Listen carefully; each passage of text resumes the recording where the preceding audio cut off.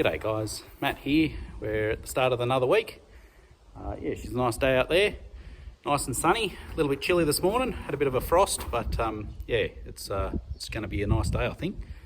So yeah, we're just doing a bit of work on the header. We're going to replace the bubble up auger hopper because it's got a fair few worn points in it. So yeah, we've already taken off the door up there. That's all the hopper for the bubble up auger, which puts all the clean grain into the bin. And yeah, so we need to pull it all out, and yeah, we've got a few new bits and pieces to go in there. It didn't actually work out too bad to buy a new hopper, so we thought it was going to be really expensive and we'd have to fabricate it, but it's not actually too bad, so that'll make that job a little bit easier.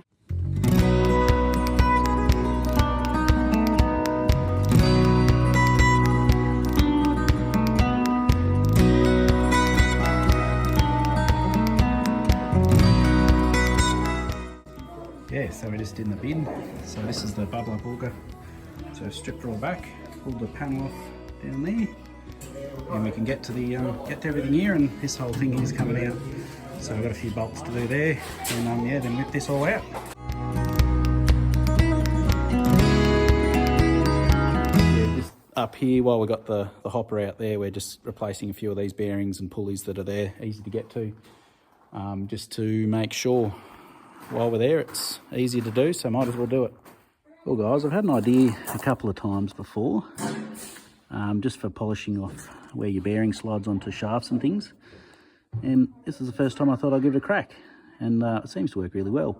So this is like a linishing sanding belt that yeah, you have on a bench grinder usually. Just turn that inside out, and I've got this is just a rubber mounted like a stud, and stick that in the drill. And yeah, and then you just run that on there, pull on it fairly tight, and yeah, it polishes up really quickly and nicely. So if they're heavily rusted, it works really well.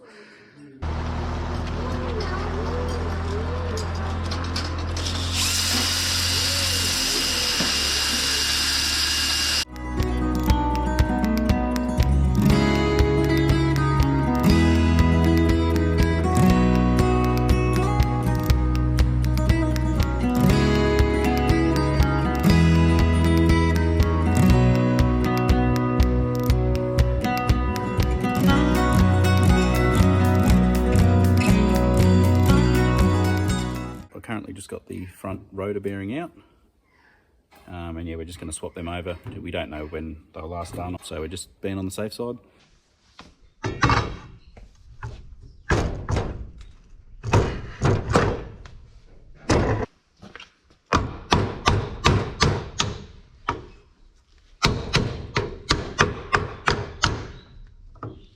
Yeah, so the reason we are doing all this header work at the moment, we actually don't need the headers for probably another 3 months. Yeah, a bit over 3 months. So the thing is just after planting, we generally like to get stuck into any work we needed to do on the headers, just because, for one, the dealers aren't busy and they're not stressed out trying to find your parts right when you need them the next week. So if it takes a month to get parts, even if they're overseas or whatever, no one's really stressed.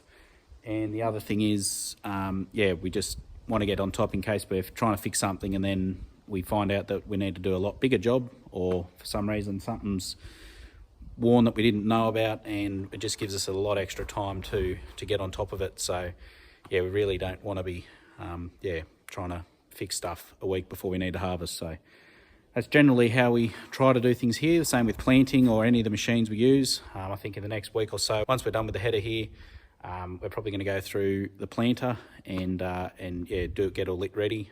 So we're going to adjust all the bearings for the coulters and press wheels and grease them, and just check it over really well so we know it's ready to go next year. Well guys, I've kind of lost my voice today, so no singing from me. But yeah, we just got, the old man's just moving the frame for the ripper that we got the other day. Peter, who was doing the lugs in the other video, on the D11, he's just going to come through and gouge out the pins that were seized in there. Yeah, so this is the pin we're doing here. So yeah, they've had to cut it off here to get it out, so pull it off the other machine. So yeah, that's what he's going to be gouging through. Well guys, we're here at the big shed. I still don't have my voice back, but we've got Peter here again. He's just going to gouge out the pins here that have been seized. So yeah, he's going to give a bit of an explanation of what he's doing there. We're going to be using carbon arc gouging to slice these pins. They're frozen, that's why they've been sliced through. It's been around since early 1900s. This is the carbon gouging rod. It's pure carbon. The copper on the outside is just electrical conductivity. You start on the bare end, and this is a gouging handpiece. I've got a large compressor on the truck, supplying air at over 100 psi, and these are the 3 air holes. This is your control for air, so that when you strike the arc, the surface becomes liquid straight away, and the compressed air just blows it away, so you're left with a nice groove. You want to go deeper, you do another pass. Want to go to wider, you do another pass. It's a very efficient way to remove metal, and you just gradually move the electrode down so your air is close to where you're gouging. This isn't very thick, so we could use thermic lancing if it was really long, but this is going to do fine here.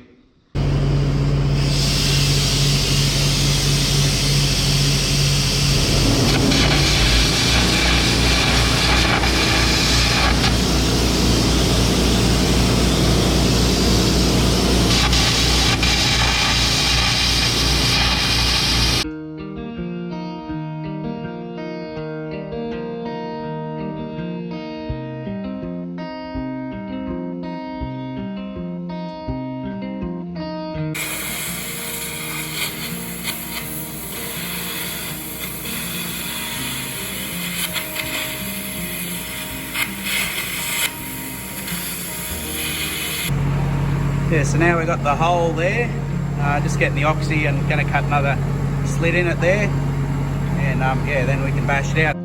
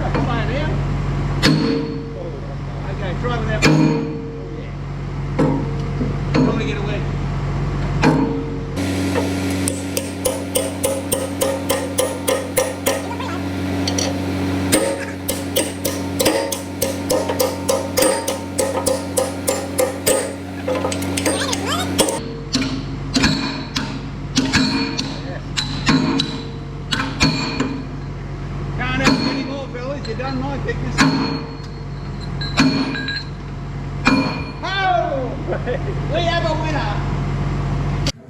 We had a win. It was a challenge at times. The pins are 3 inches through, and that's about as deep as you want to go with carbon arc gouging.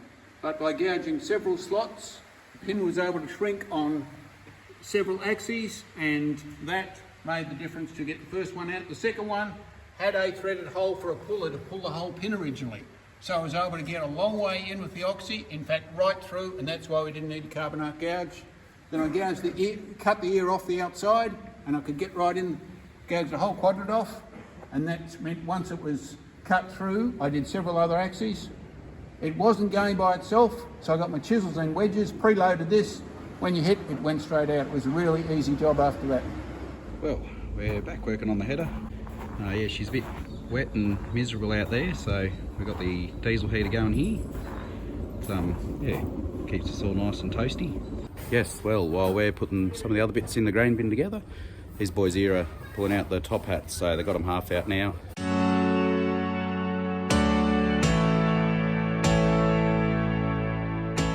We just got the bubble up auger in, and yeah, we just got to put the gearbox down there and the flight for that bottom section there. But yeah, I've got the panels all back in, and then that's just a quick panel to whack in when we're done there.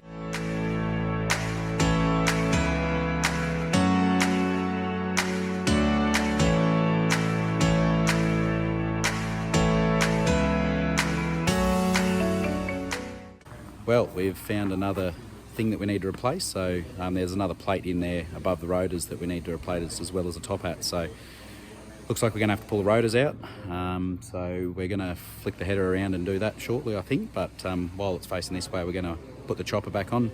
We're pretty well finished with what we need to do at the back here, so yeah, we'll get that tidied off.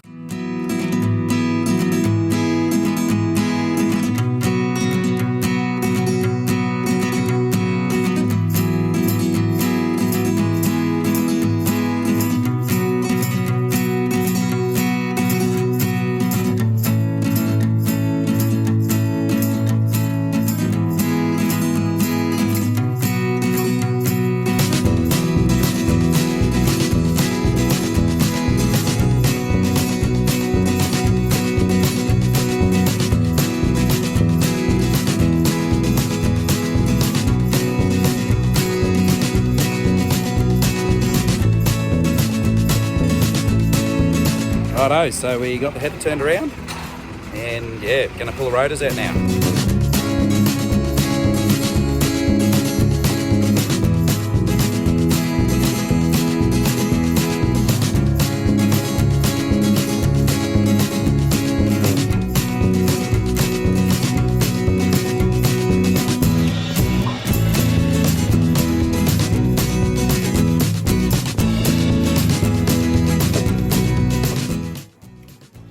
Yeah, so I've got the one rotor out here. That's where that goes.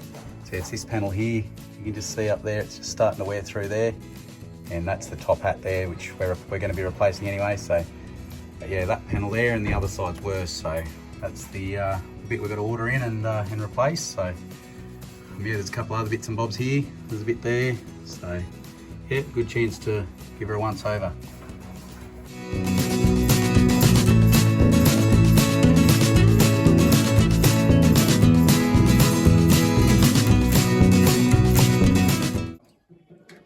You guys having fun in there? Yeah. Yep, having a great time. Do I need to come back every 5 minutes and check you're not asleep? It is tempting.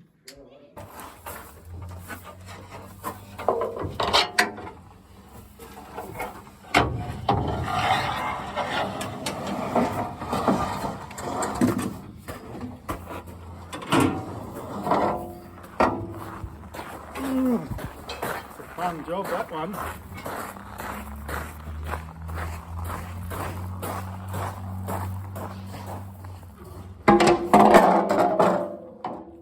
Well, that one there is just only gone through a little bit there. Yes, that one is not good.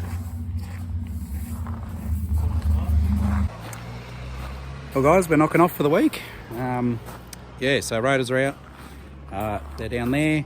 Got a bit of work to do to them. We thought while they're out we'll replace a few bits and pieces on it, and yeah, then we're going to balance them, and yeah, and we've got a few other little jobs here and there to finish off, and then yeah, everything will be going back together. So hopefully by next week I'll have my voice back. We'll catch you in the next one.